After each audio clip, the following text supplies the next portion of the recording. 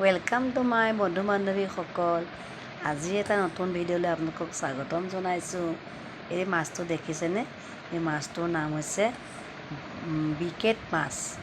বিকেট মাছটো বহুত ধুনীয়া হয়, কাঁইট নাথাকে, ল'ৰা ছোৱালীয়েও খাব পাৰে আৰু মাছটো খুব মিঠা হয়।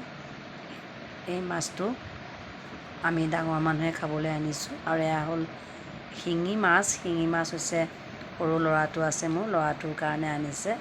শিঙি মাছৰ জোল খালে ল'ৰা ছোৱালী বহুত শক্তি পায়। আৰু শিঙি মাছৰ জোল খালে কি হয়, মানুহৰ তেজ পটককৈ আহে।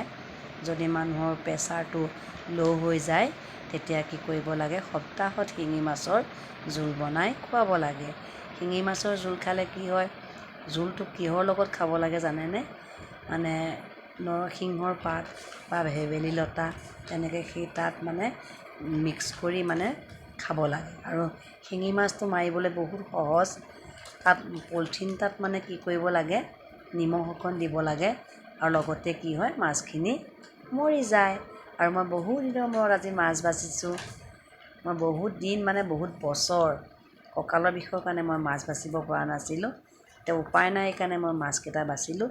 আৰু শিঙি মাছৰ ইমান জোংকেইডাল আছে যে সন্মুখত মোৰ মুখত, সেই জোংকেইডালে বিন্ধিলে আপুনি বিষত বেজি ল'ব লাগিব, ইমান বিষ, প্ৰচণ্ড বিষ হয়।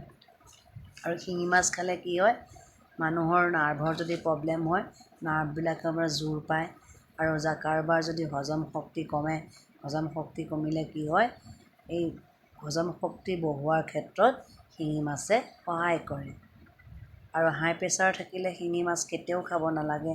কাৰণ শিঙি মাছটো সকলোৱে জানে যে শিঙি মাছত তেজটো প্ৰচুৰ পৰিমাণে উৎপন্ন হয়। আৰু হাই প্ৰেছাৰতটো এইটো বস্তু নাখায় কেতিয়াও, এইটো জুৰি বস্তু হয়। আৰু দুৰ্বল মানুহে খায় মাগুৰ মাছ। মই মাগুৰ মাছ এয়া টুকুৰা টুকুৰকৈ কাটি আছোঁ এয়া। আৰু যদি মানুহৰ টোপনিৰ পৰিমাণ কমি যায় তেতিয়াহ'লে কি কৰিব লাগে, মাগুৰ মাছৰ জোলটো খোৱালে কি হয়, টোপনিও ধুনীয়াকৈ মানুহৰ আহে। আৰু এই মাগুৰ মাছ ঠিক নহয়, শিঙি মাছ। শিঙি মাছত কি আছে, এণ্টি অক্সিডেণ্ট আছে, প্ৰচুৰ পৰিমাণে আছে। ইয়াত কি হয়, ৰোগ প্ৰতিৰোধ কৰাৰ ক্ষমতা বহু পৰিমাণে বেছি পায়। মানুহৰ দেহত যেতিয়া শক্তি কমিব তেতিয়া মানুহৰ দেহত কি হয়, ৰোগে আক্ৰমণ কৰে। সেইকাৰণে কি কৰিব লাগে, মানুহে প্ৰচুৰ পৰিমাণৰ শক্তিদায়ক বস্তু খাব লাগে। তাৰ ভিতৰত হৈছে মাগুৰ মাছ। মাগুৰ মাছটো কি কৰিলোঁ, মই নিমখ চিমখ দি সানি ল'লোঁ। মাগুৰ মাছ কিন্তু ফুটে দেই, মাগুৰ মাছে আহিছে বাৰে বাৰে। শিঙি মাছ, মই শিঙি মাছ নাখাওঁ যে, সেই ল'ৰাটোৰ কাৰণে আনিছে কাৰণে বাৰে বাৰে মাগুৰ মাছটো আহি যায় মোৰ মুখত। শিঙি মাছটো কি হয়, ফুটে। সেইকাৰণে আপোনালোকে ভাজোঁতে অকণমান কেঁচা তেল দি ল'বচোন, সানি ল'বচোন। আৰু এখন ঢাকনি দি পেলাই মাছখিনি ভাজিব, তেতিয়া মুখ চুখবিলাক তেলৰ হেৰি আহি চিটিকি নপৰে।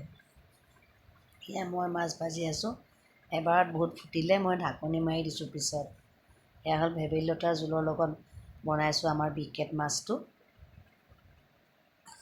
ভেবেলী লতাৰ জোল হৈ গ'ল, ইমান ধুনীয়া সুগন্ধি আহিছে, ধোঁৱা ওলাই আছে একদম তৰকাৰী। আৰু এই জোলৰ লগত কি দিব লাগে, জালুক দিব, নহৰু দিব লাগে, অকণমান পিচি দিবচোন। আৰু গৰম মছলা অকণমান দিলেতো আৰু বৰ ধুনীয়া হয়। আৰু ভেবেলী লতা খালেতো কি হয় আপোনালোকে সকলোৱে জানেই, ভেবেলী লতা প্ৰচুৰ পৰিমাণৰ কি আছে, কেলছিয়াম আছে। আৰু মই ল'ৰাটোৰ কাৰণে এয়া বেলেগে আলু দি তৰকাৰী বনাইছোঁ, দেখিছে নহয়। এয়া ভাল লাগিলে ভিডিঅ'টো লাইক কৰিব, কমেণ্ট কৰিব। আজিলৈ আহিছোঁ, বাই বাই।